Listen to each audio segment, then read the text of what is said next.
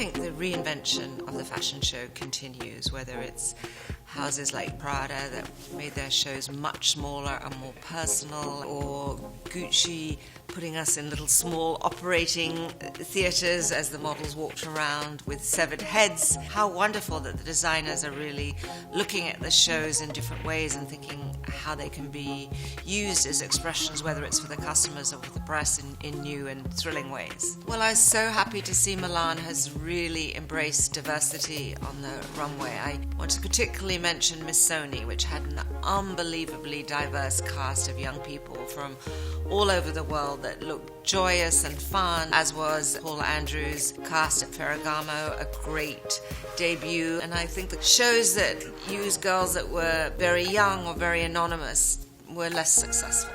Some designers like Miuccia, Donatella, apparently Stefano and Domenico are really going back and looking at their archives and reintroducing them in a new way, thinking about the art and the craft of fashion and not just something to wear one time. I think we need to understand that ultimate luxury is to keep your wardrobe and to enjoy it for many years and to give it on to your daughter or your granddaughter or your grandson or your son.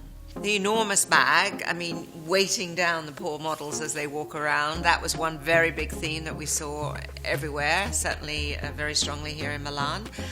To continue, it's a little bit more covered, long sleeves, a little bit of a medieval touch, a lot of bright color, really, really strong color, Gucci, Prada and Marni, and the boot. The boot is something that grounds every outfit. It's like you're running into the hills with your big bag and your boots. It's the idea of freedom and movement. What I think you see is the idea of designers struggling with what it means to be a woman today, and I believe it was Miuccia who said it best, is how you present the idea of power and women's empowerment, and at the same time being feminine. And the designers that have just leapt for the power suit or the big shoulders, it seems to me that's less successful than the ones that are trying to modernize the idea of today's woman.